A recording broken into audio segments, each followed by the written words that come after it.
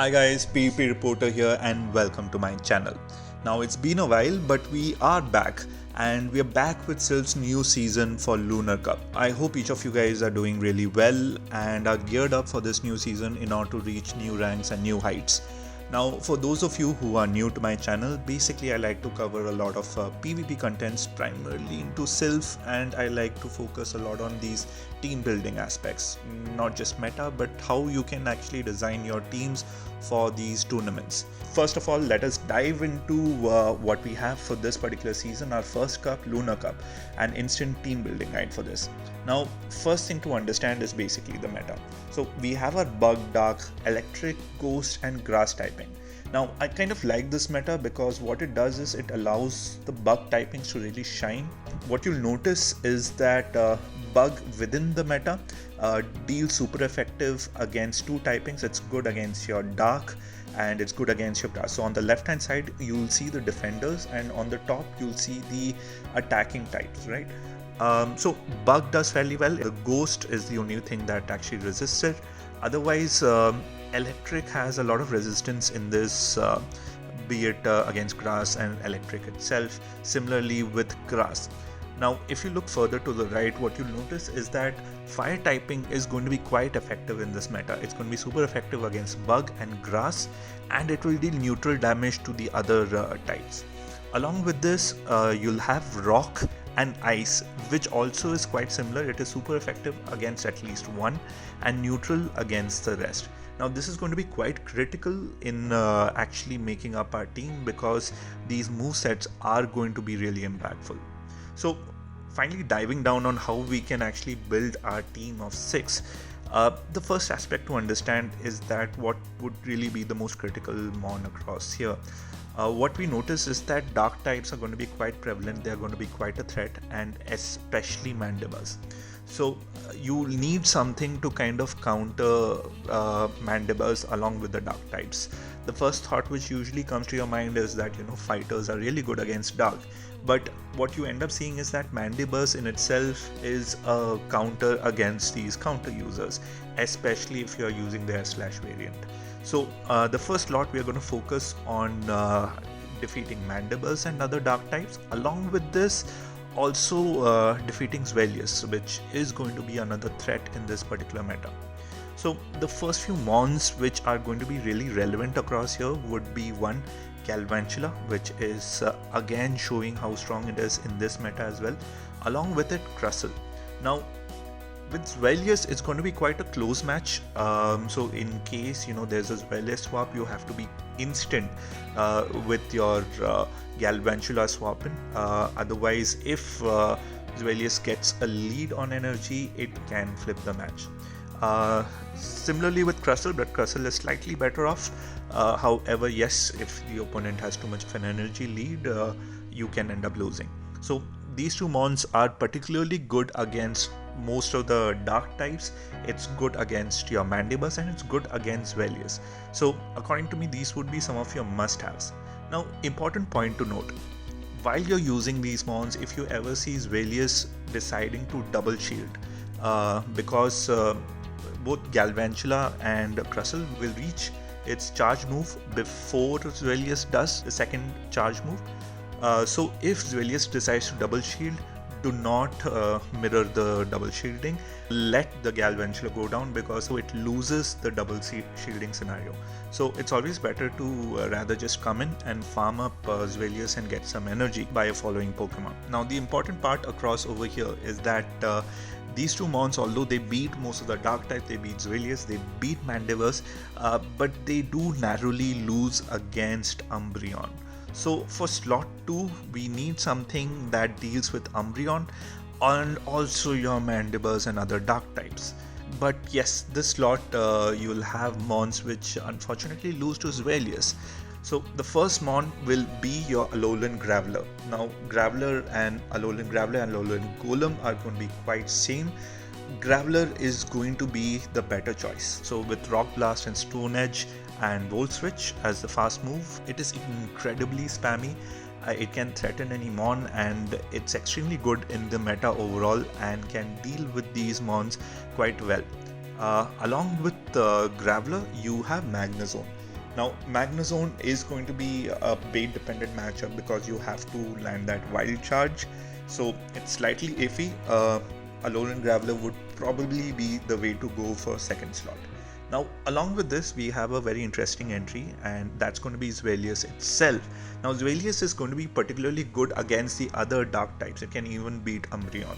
So, if you have a Zweilious in your team, it can be used as an anti-dark in itself. So, it is a good option for second slot as well. In the mirror matchup, it can go either ways. So when you have these first two slots, what you need in slot 3 is something to counter these mons in slot 1 and 2. For this, the first mon would actually be Cradily. Now, Cradily is quite consistent in this matter. These are close matchups, however, it does quite well.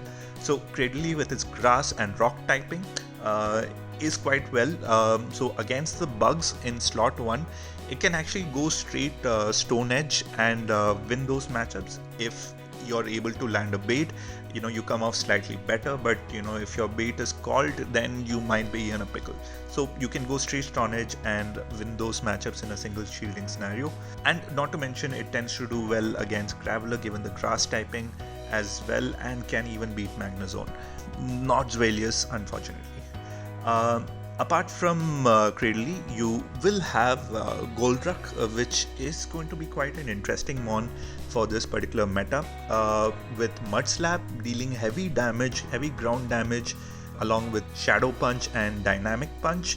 It is going to be quite an interesting mon with good coverage. Now, along with Golduck, we have Gofragigus. Now, it is quite same, does a similar role to Golduck as well. But yes, I would say Golduck is slightly better. Gofragigus is more like slightly like Gengar, but slightly bulkier, and is able to survive a few matchups. So it also does quite well and is good at countering these mons. So it is along with its Shadow Ball and Dark Pulse, it has a decent coverage, so it's definitely a mon you can kind of consider. Now, both these mons are going to be particularly weak against your dark types. Golduck, thanks to the Dynamic Punch, does have an answer somewhat, but it will still lose to a majority of these mons. Finally, what I like in this particular one would also be Chestnut. What is unique about it is that its fast move, it can have Smackdown. Now, Smackdown, what it helps is particularly going to be against your bug types.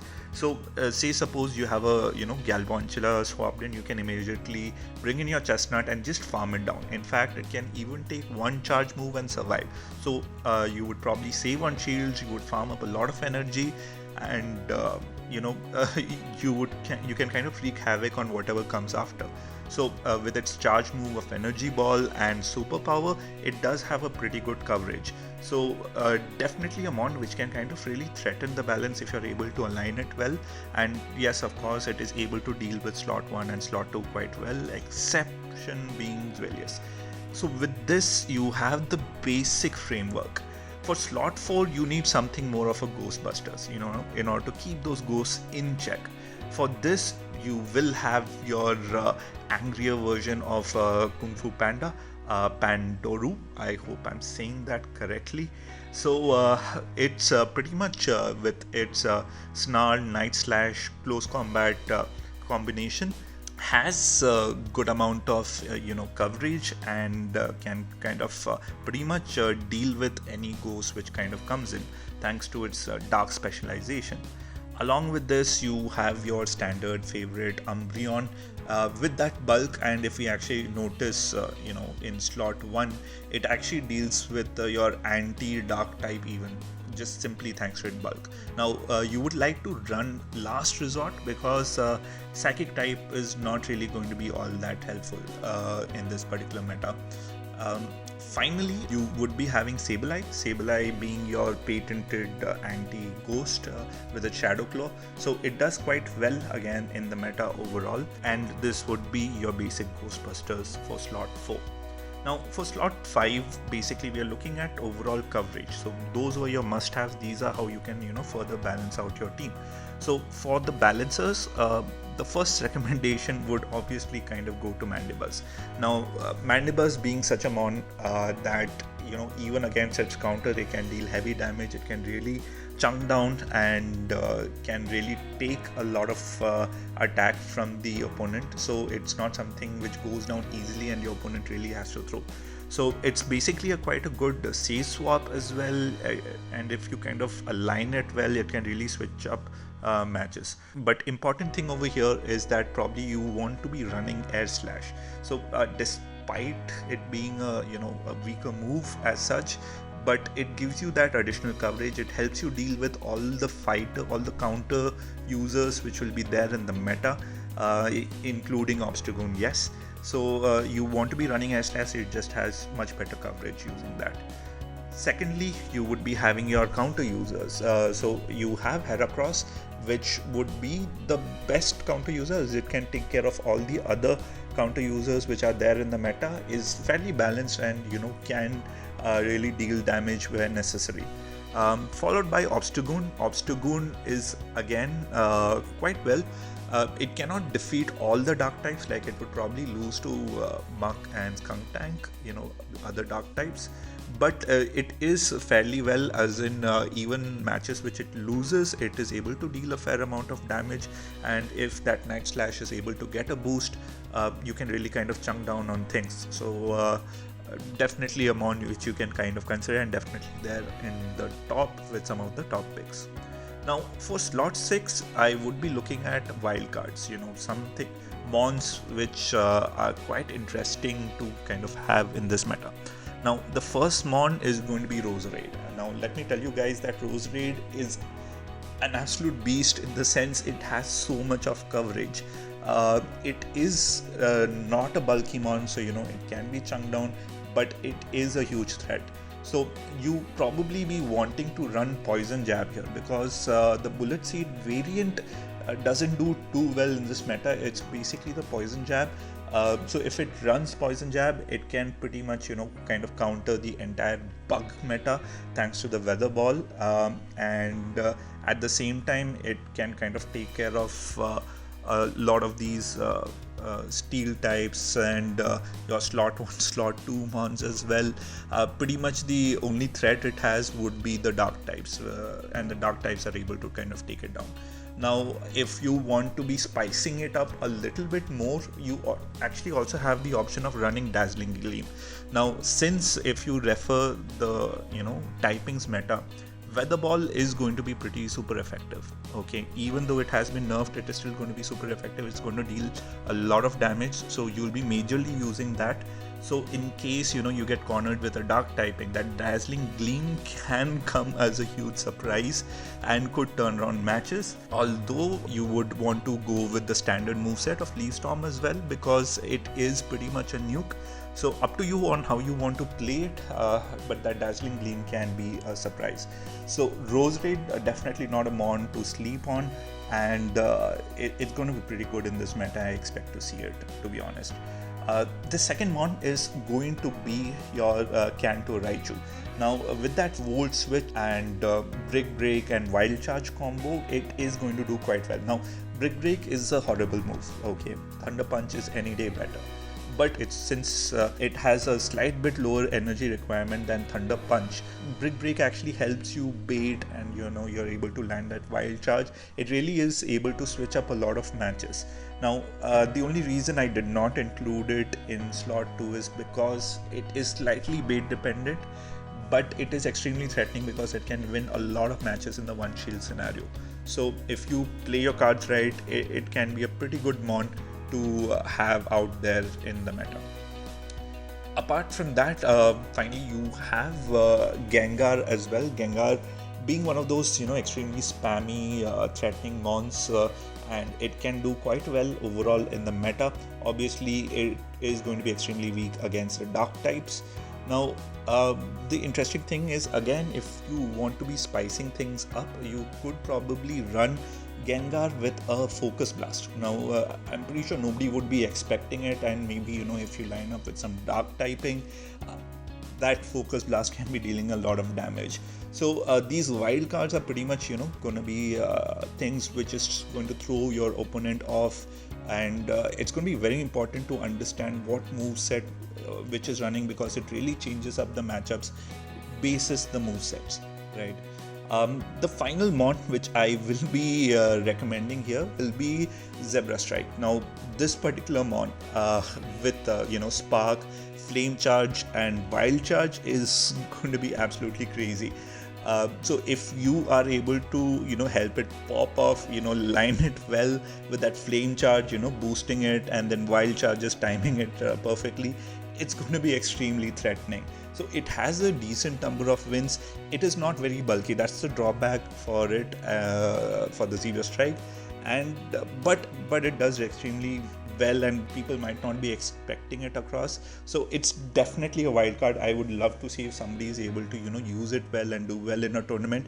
If you are able to, please do share the videos. I would love to see those matchups. But yes, they are called wild cards because they are slightly risky to use, but if you're able to capitalize on things, it could really do well for you. So this is the overall team building guide which we have for Lunar Cup. Let me know how you have found the video. Do comment down below, share your thoughts, and I hope you guys do well. Let me know how your tournament went, and maybe I could shoutcast a few things. Now, additionally, I would like to let you guys know that I've sort of started streaming on Twitch as well. It's experimental right now, it's work in progress. So join in, we can probably just hang out and give your feedbacks as necessary. Thank you for watching all the way till the end. Hope to see you guys in the next one. Bye bye.